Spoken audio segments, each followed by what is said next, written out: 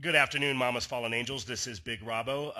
I am here with Jamie St. James. Jamie St. James of Black and Blue, which certainly has a very nice, familiar ring to us Black and Blue fans. We're going to jump right in and start talking about some things that Jamie and Black and Blue have going on. And that, of course, as we all know, as we've been talking around the site and everybody's very excited about, the new album, Hell Yeah. It's been a long time. Yeah, hell yeah. That's what we said when we found out a new album was coming out, so it fits perfectly.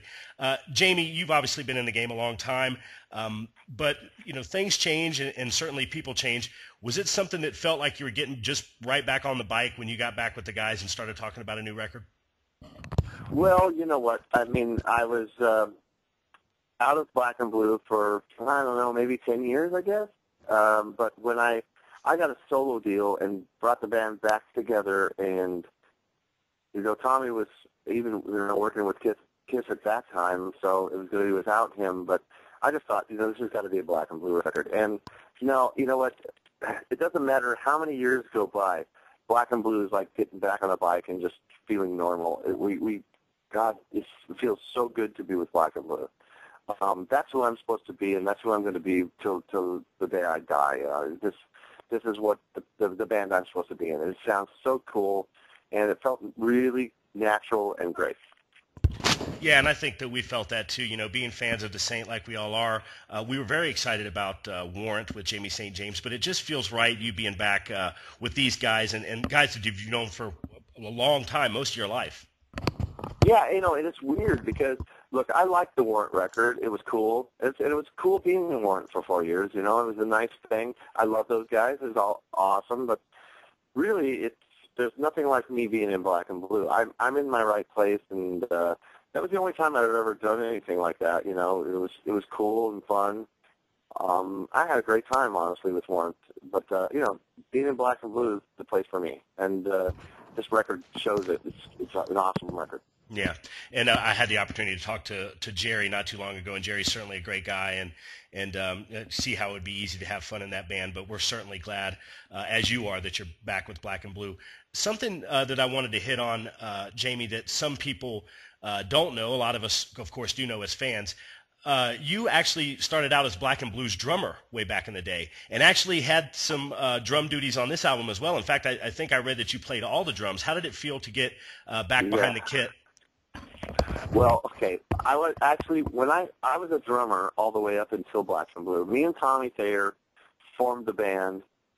We had a band called Movie Star, and I was the drummer. Tommy was playing guitar, and me and him kind of got in cahoots and said, let's form a real rock band, because it was kind of poppy, and we didn't like it. We wanted to be heavy. Right. So I decided, okay, I'm going to be the singer, because it's easier to find a good drummer in Portland, Oregon than it is to find a singer. But, I mean, that would have been impossible, honestly, at the time. So I just jumped out and was a singer. And it was actually the best thing I ever did for myself, because I got laid so much better. Drummers seem to be, you're back behind that kit. Nobody can tell. When you're a front man, you're out there showing it up for the ladies, man. So, you do get laid a lot more as a front man. I didn't know the benefits that were awaiting me, but it was awesome. So, I mean, that's the first. Look, Black and Blue was my first band as being the lead singer. But, there's a lot of pressure. All of a sudden we get signed, a few years later, and wow.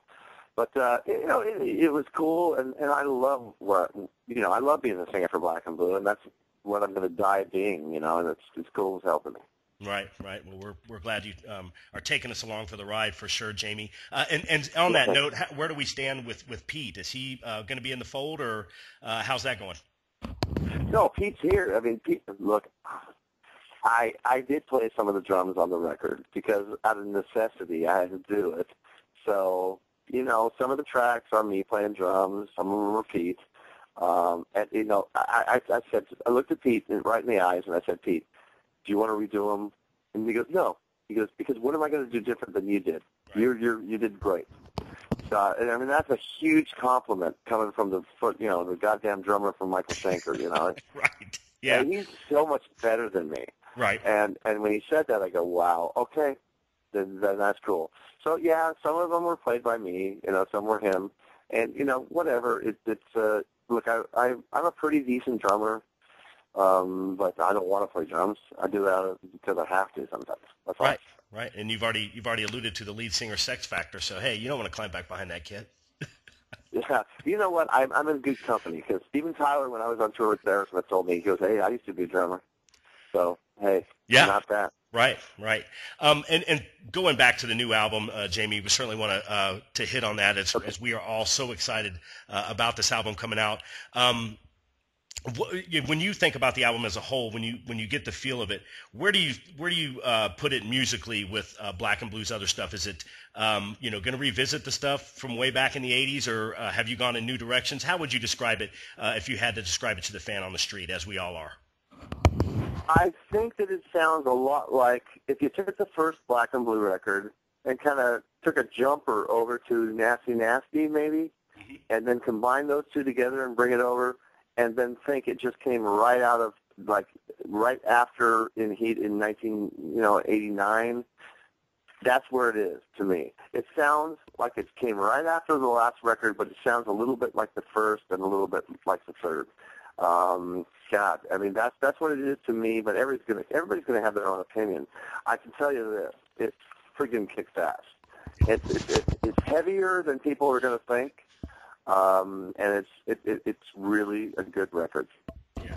And we as fans can't wait to get our hands on it. Jamie, you've been in the game a long time, as we've alluded to. Not to call either one of us old, but hey, you gotta call it. I'm old. It doesn't matter. You know what? I look awesome for my age, so yeah, right. I'm happy. Yeah, the truth hurts. I mean, we just got to stand up to it, and I've been a Black and Blue fan since the very beginning. Want to talk about a possible tour. I know that you're busy with the album and everything, but the way the game is played when you put a new album out there and you've got fans excited. The road is always in the future. Is that something that you and the band have talked about? Is it something that's looming, or where do we stand on that? Well, you know what, Black and Blue at this stage of the game, we've always been kind of hit and miss with touring. It's like if we get a good show that pays well and everything works out right, because you got to remember something. A lot of the guys live in Portland, Oregon. I live in L.A. Pete lives in L.A. So anything we do, we fly. So if it doesn't pay well enough, we don't do it. We don't get in a van and play, shitty clubs and stuff like that. We just don't do that. Mm-hmm. But, playing the M3 Festival on May 14th, and anything like that is in our future. But let's see what happens with the record. It might change things. We might do a little tour. I don't know. But as it stands, we just play one-offs. Yeah. And, if we're playing near you, come see us because, you never know. Yeah, and so you heard it, fans. If you want Jamie and the guys out on the road, you're going to have to go out and buy Hell Yeah. You're going to have to make that thing double platinum here in the first couple months, right? Right, Jamie? That's what we're shooting for. I'm asking everybody to buy it the first week so we can chart. So buy that thing in the first. If you know you're going to buy the Black and Blue record, buy it the first week so we chart. Yeah, and that's going to help us, and it might help us to actually get to you to play live. Right. So right. I'm not a real salesman. And I hate that kind of thing, but I'm trying to pump this deal and make the most out of it. Yeah, it's a good record. If it sucked, I'd just shut up and I wouldn't say anything. You might want to go out, but hey, if you pass, that's fine too. But I'm proud of it. I'm very proud of it, and I know it's good. So I have no problem, saying, hey, check it out. Yeah.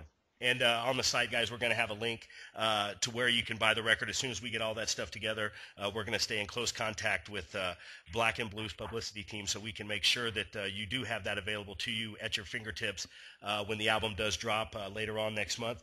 Jamie, like I said, I've been a Black and Blue fan from the beginning, and many of our 39,000 members on our site have been Black and Blue fans since the very early days.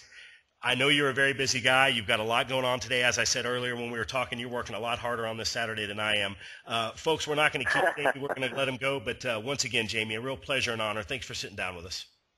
Hey, thank you so much. You're awesome, and I appreciate the support. And to all your listeners and everybody out there, just thank you so much. Thank you. No problem, Jamie. Rock on. Welcome back. Won't let you down, man. We rock. Thanks, buddy.